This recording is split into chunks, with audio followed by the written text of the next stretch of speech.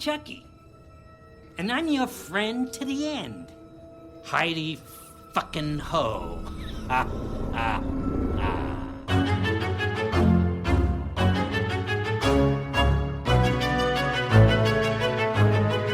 And welcome back to Chucky Queers. Sure. We are talking about episode 3, and I am Joe. And I am Trace, and episode 3 is titled, I Like to Be Hugged.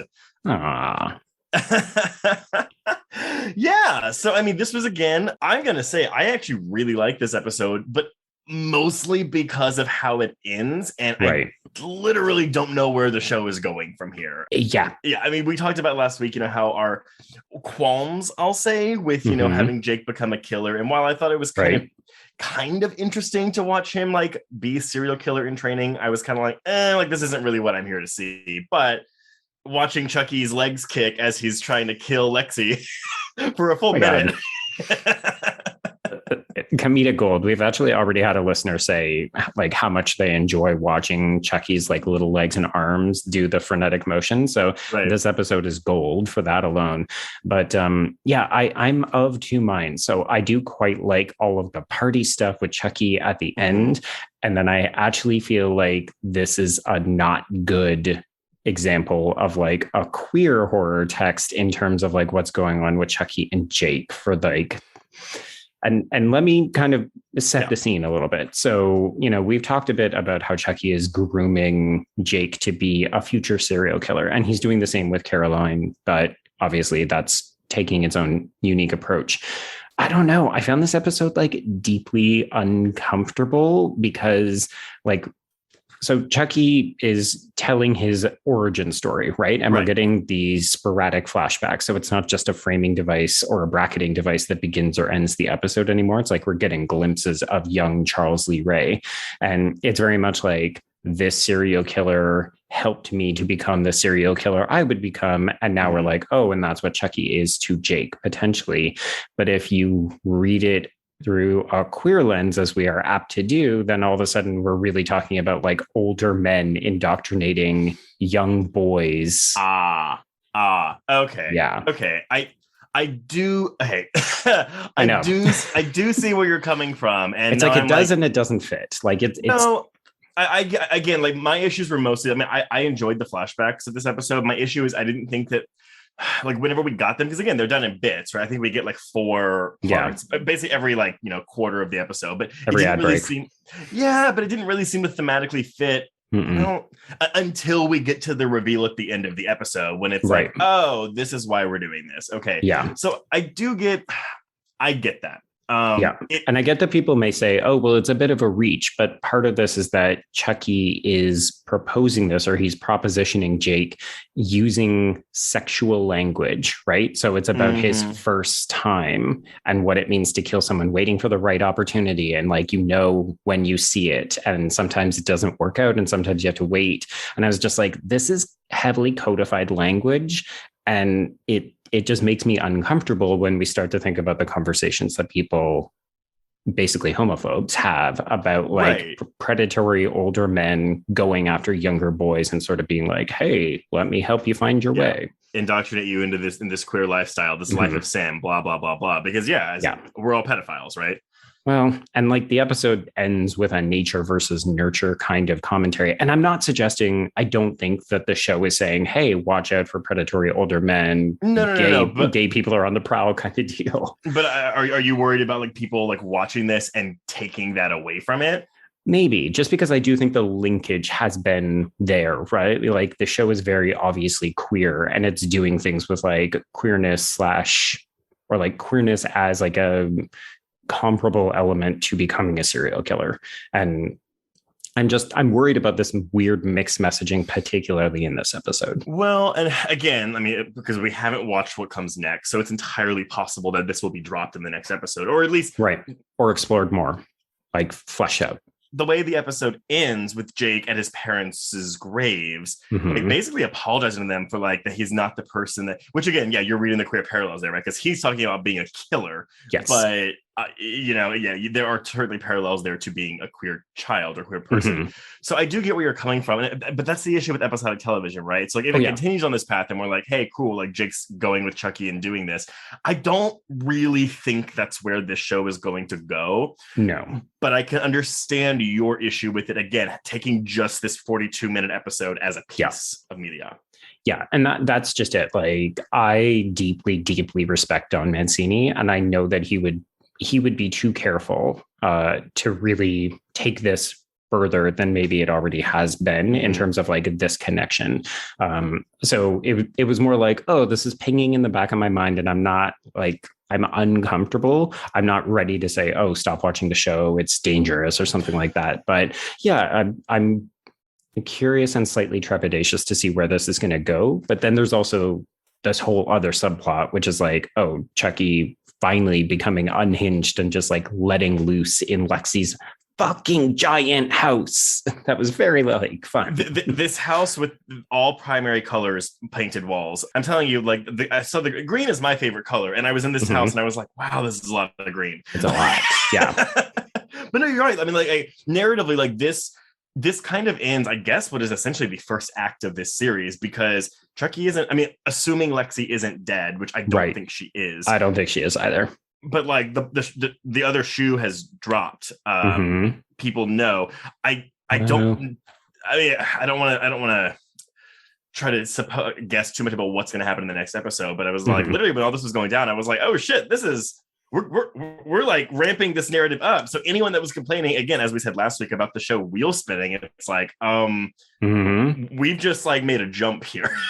We just burned down the mayor's house, presumably, potentially with a bunch of kids in it. I think everybody's going to get out okay, minus, Oliver, R.I.P. Well, yeah, that was, because we talked about Oliver, I want to say in the first episode, and how, did you say, I think that we're going to probably lose him relatively soon? Yes. Yeah. And honestly, I mean, no offense to the actor that portrays him, I don't think he's a very good actor. So like, I'm fine with him being off the show. He's fine. He just stands around and gives Lexy moon eyes. So it's like, all right, your role here is done.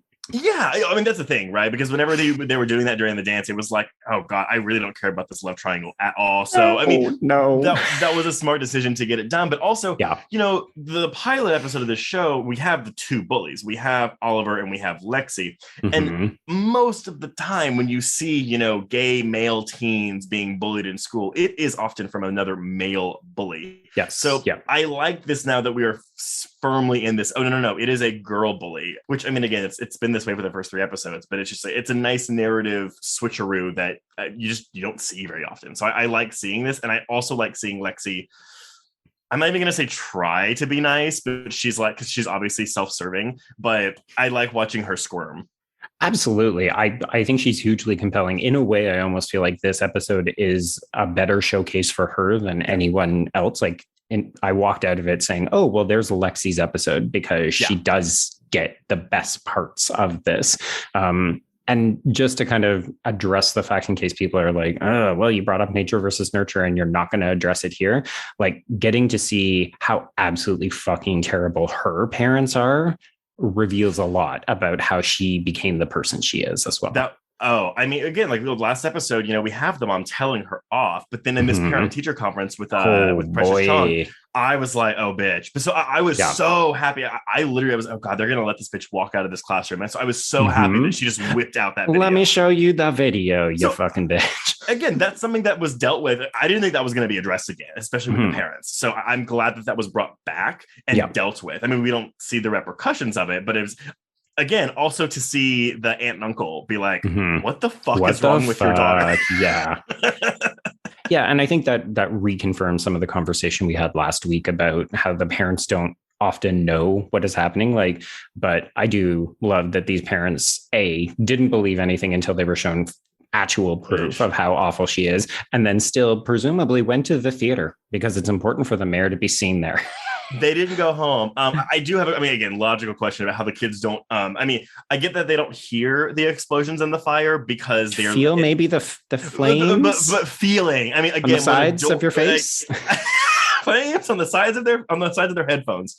Yes. Silent discos. Which had we had that in high school, oh my God, you could have parties all you want, and no noise complaints. Period. So fun. I didn't get it because I'm old and dumb and like out of touch. And then I finally clued in. Oh, okay, that's how they're getting around. Okay, that's really funny because when we met at Fantastic Fest, there was a silent disco event at that place, yes. and I'd never heard of it before. And I was like, "What is a silent disco?" And I remember walking into the room being like, "Oh, this is weird." It is, yeah. I've actually seen it on an entire city block because back when I used to live in another town, they did it as a bit of a kind of pride event where they closed the street down and like you could bring headphones and like tune your device to a particular channel. So they had a DJ DJing in the middle of the street, couldn't hear a fucking thing, and all these people just like grooving it out.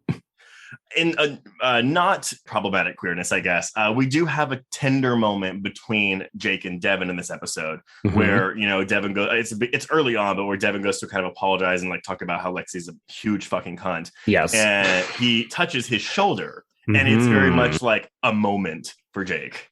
Yeah, I was intrigued by that because Jake looks both afraid and excited. And I mean, I do think that we need to kind of give credit to these young actors because I think they're both doing really good jobs. So like Bjorgvin and Zachary Arthur, I think they're both doing really great work at capturing the awkward, this is not sexual. This is like relationship cuteness.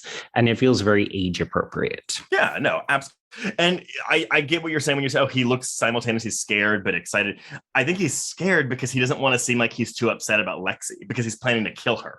And so if he acts like he's really pissed off at Lexy, then it's gonna draw suspicion on him. So that's how I took it. But I mean, again, obviously, he's being touched by someone of the same sex that he has a crush on. So and also very publicly, right? Yeah. Like they're in the middle of a high school or a junior high here. I think it dips into slow motion whenever it touches him for a second. So I was kind of like, okay, show, we're doing this.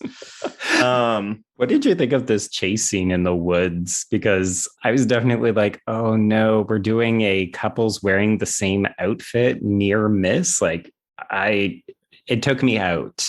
I didn't mind it. I was just kind of like, this is a little dumb. Watching Jay. But I didn't mind it because the mere idea of, again, someone practicing trying to murder someone or someone getting ready to do a murder, especially a 14-year-old nonetheless. Like it is kind of silly / upsetting and scary. So I like seeing how it felt awkward to me because this is something that should be awkward. Right. But when he's literally has the knife out and he does not hide that knife very well. So when Junior doesn't comment on it, I was like, I guess he didn't see it, but that's real dumb. Junior's stupid. Yeah.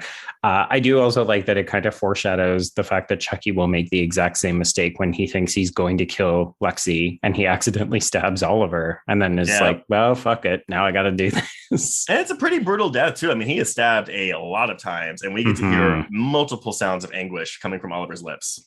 Yes. Yeah.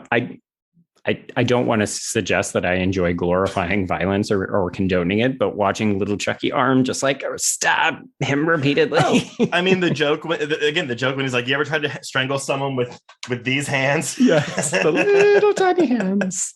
Oh God, that doll is just so fucking cute. I'm sorry. It's something. But yeah, I mean, again, so your major issue with the episode aside, I liked this actually more than the second one, at least in terms of narrative progression. And I think it sets up whatever we're going to get in episode 4.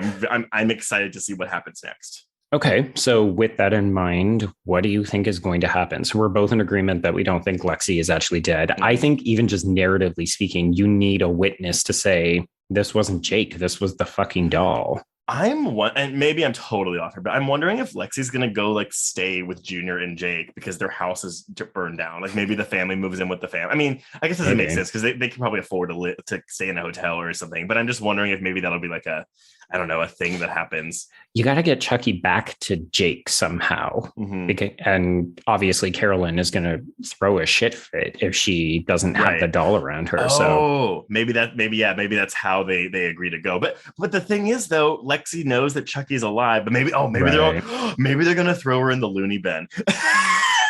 That's where she's going to meet Fiona Dourif. Oh my God, that might actually be what happens.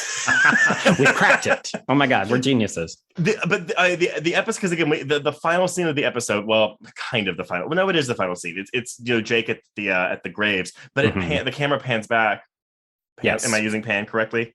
Tracks back, sure. I need to learn my camera the words. But we see that Charles Lee Ray's gravestone is mere rows away, and I don't the way it's framed, it's like, oh, this seems like it's important, but maybe it's just to remind us that his grave is in Hackensack. Whereas me, a Bride of Chucky fan, I'm like, of course, Hackensack is like where he's buried in Bride of Chucky. Yeah, no, I felt the exact same way. And I couldn't tell if it was, hey, for those of you who haven't been paying attention, reminder, here's his grave.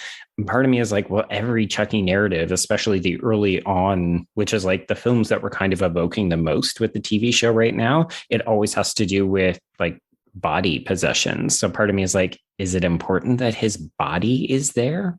Yeah, I was very unclear on that, but we'll see if it makes a difference, if that matters later. We shall see. Yeah. Well, listeners, let us know what you thought of I Like to Be Hugged, episode 3 of season 1 of Chucky. We obviously voiced our concerns and our pros with it. Sure. But be sure to tune in with us next week. And until next week, we can cross out Chucky. Indeed, yes. And you've left me with nothing again. So now should I just cross out I Like to Be Hugged? There we go. Yes. Okay. You do the episode titles and I will cross out Chucky.